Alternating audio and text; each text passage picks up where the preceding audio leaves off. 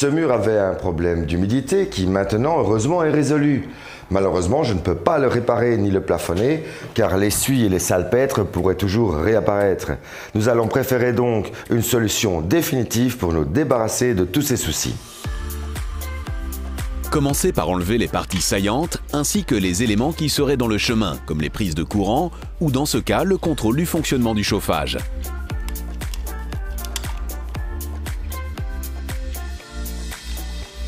Les pièces qui dépassent trop en avant peuvent également être enlevées à l'aide d'un marteau et d'un ciseau. Nous devons tout d'abord nous assurer que les problèmes de notre ancien mur ne persistent pas dans notre nouveau revêtement.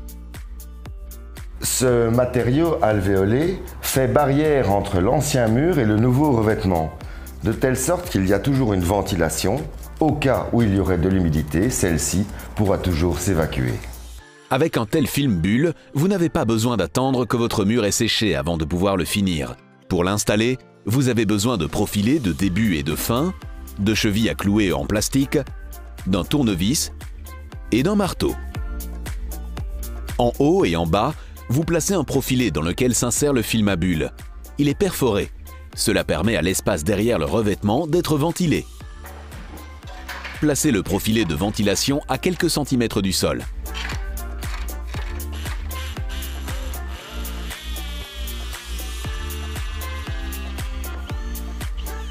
Fixez-le tous les 50 cm avec les chevilles en plastique.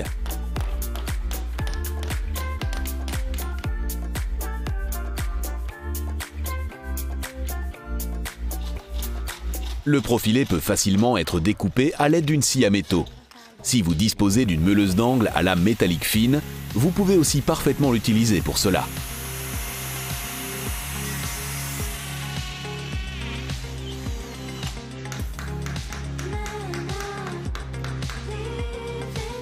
Également en haut, à quelques centimètres du plafond, vous placez un profilé de ventilation.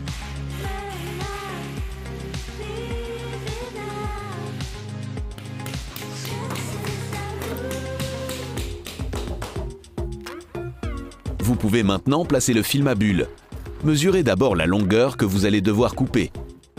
Vous pouvez facilement prendre une petite marge.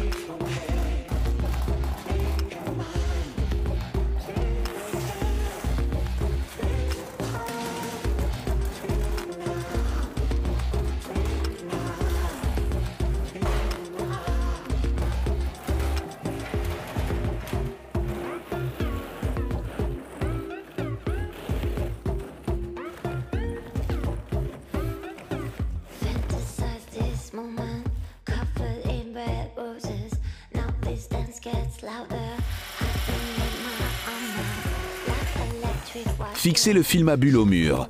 Vous faites cela avec les chevilles en nylon. Les chevilles sont entièrement en plastique. Les chevilles à clouer avec des clous métalliques rouilleraient.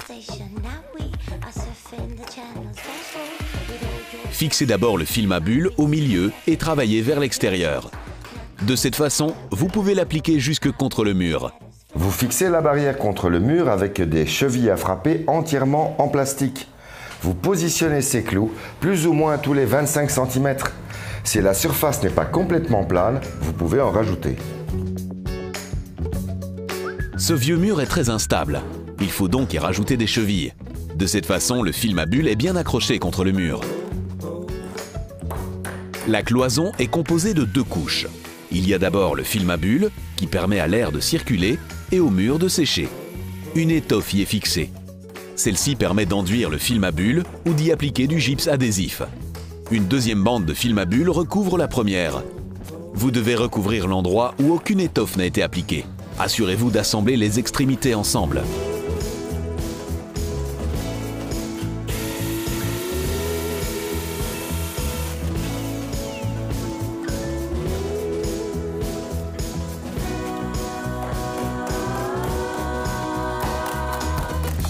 En dessous, vous coupez le film à bulles à la bonne dimension.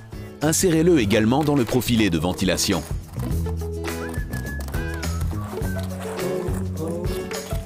Pour faire des ouvertures, il est plus facile de placer d'abord le film à bulles à sa place, puis de découper les ouvertures. Autour de la porte, par exemple, il est plus facile de faire l'ouverture exactement à la bonne dimension.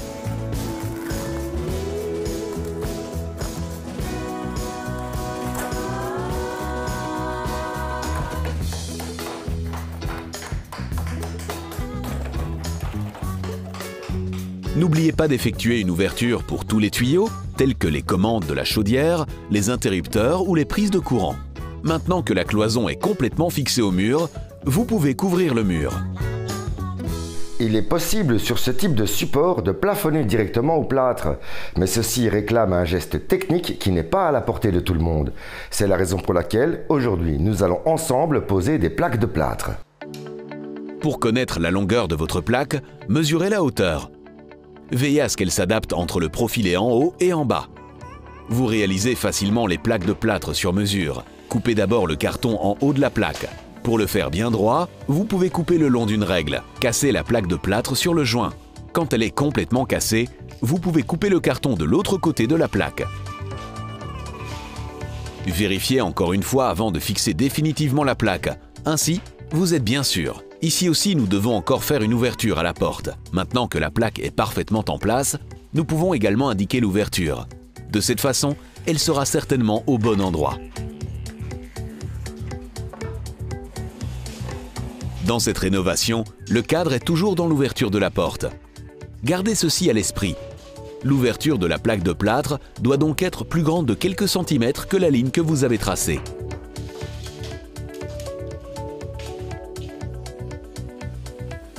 Le côté le plus court est coupé à l'aide d'une scie spéciale pour les panneaux en plâtre.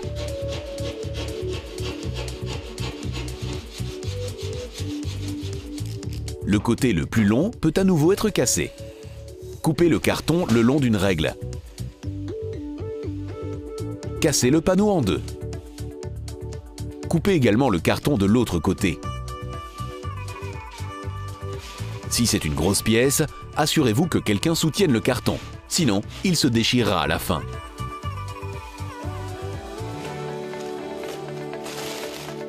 Pour accrocher les plaques sur la cloison, utilisez du plâtre adhésif. Mélangez un sac complet avec la quantité d'eau indiquée sur l'emballage. Mélangez bien le tout. Vous pouvez le faire avec une tige mélangeuse sur votre perceuse. Veillez à ce qu'il ne soit ni trop liquide, ni trop épais. Il devrait coller légèrement à la truelle.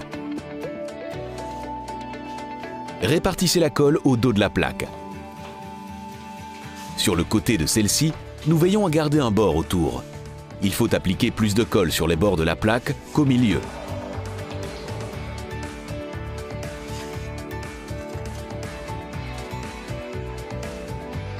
Sur l'arrière de la plaque, nous appliquons quelques points de colle supplémentaires. Vous pouvez juste les jeter avec votre truelle.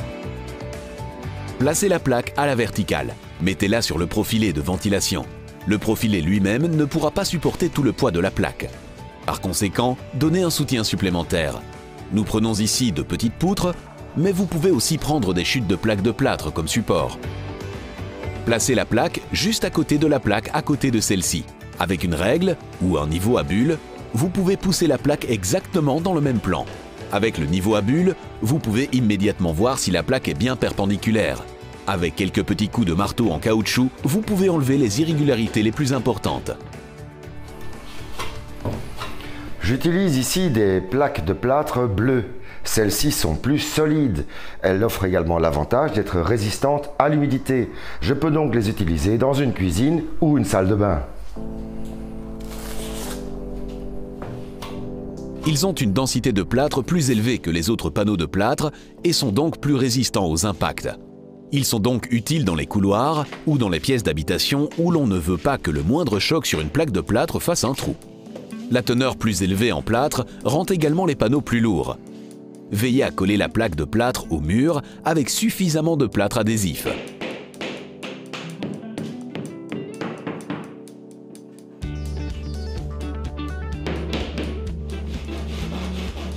Il est préférable de faire des ouvertures dans la plaque de plâtre à l'aide d'une scie à plaque de plâtre. Un conseil pratique: si vous sciez à l'envers, il y aura moins de poussière sur le panneau. Le trait de crayon restera ainsi aussi plus visible.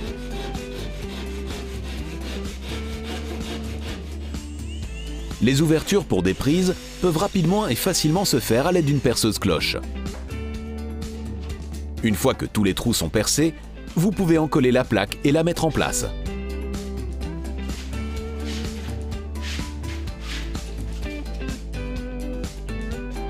il est très important de toujours poser les plaques dans le même plan.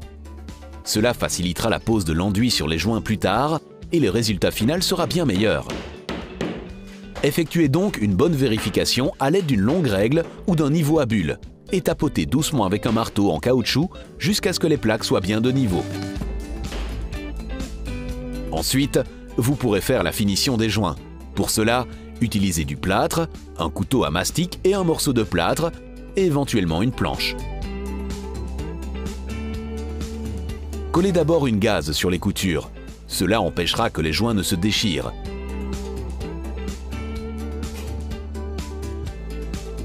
Assurez-vous que la bande adhésive se trouve du côté biseauté de la plaque de plâtre. À l'aide de votre couteau à mastic, déchirez le ruban auto-adhésif. Cela permet d'éviter que les joints ne deviennent un point faible dans votre mur. Les plaques de plâtre que j'ai utilisées ici sont beaucoup plus solides. Il est donc important d'utiliser également un produit de rejointoiement qui répondra aux mêmes caractéristiques de solidité. Faites d'abord le plâtre en mettant la bonne quantité d'eau dans le seau.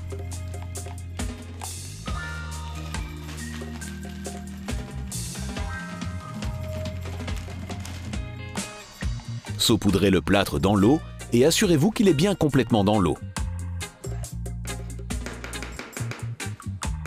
Laissez absorber quelques minutes.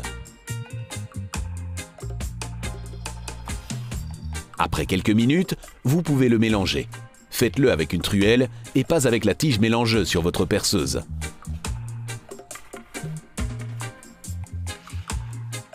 Mettez du plâtre sur votre planche. Vous avez ainsi de la matière à portée de main pour remplir vos joints. Remplissez le joint avec du plâtre.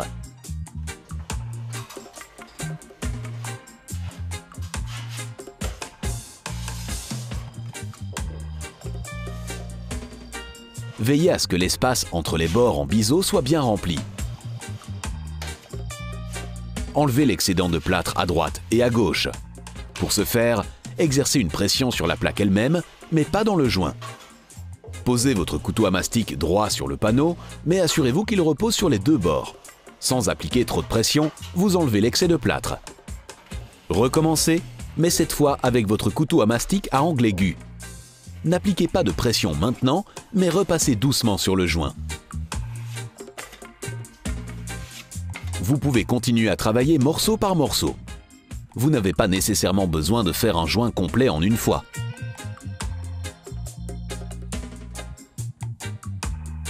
Laissez tout sécher. Avec votre couteau à mastic, vous pouvez enlever les bavures sur le côté. Ma première couche est bien sèche et je peux maintenant appliquer la seconde, ce qui me donne un résultat bien plane. Ce produit me permet de l'utiliser pour les deux. Vous verrez aussi qu'en séchant, le plâtre va un peu se rétracter et qu'une légère cavité va se créer derrière votre couteau à mastic.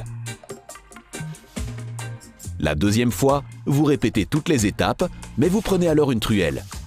Avec celle-ci, vous travaillez de manière un peu plus large qu'avec un couteau à mastic. Appliquez à nouveau trop de plâtre. Assurez-vous de travailler encore plus largement que pour le joint précédent. Enlevez d'abord l'excédent de plâtre sur les côtés. Il suffit de mettre de la pression sur le côté de la truelle. Enlevez l'excédent au centre à l'aide d'une truelle. Assurez-vous de toucher les deux côtés de la plaque et n'appliquez pas trop de pression. Enfin, lissez à nouveau le joint sans pression. Cela le rendra lisse.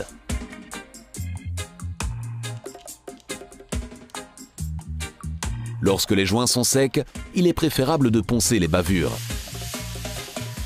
Pour ce faire, prenez un chiffon abrasif qui se charge moins vite qu'un papier de verre.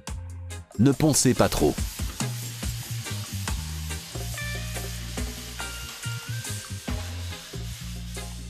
Ce mur est maintenant recouvert et prêt à peindre. Quant à moi, je vous dis à notre prochain projet.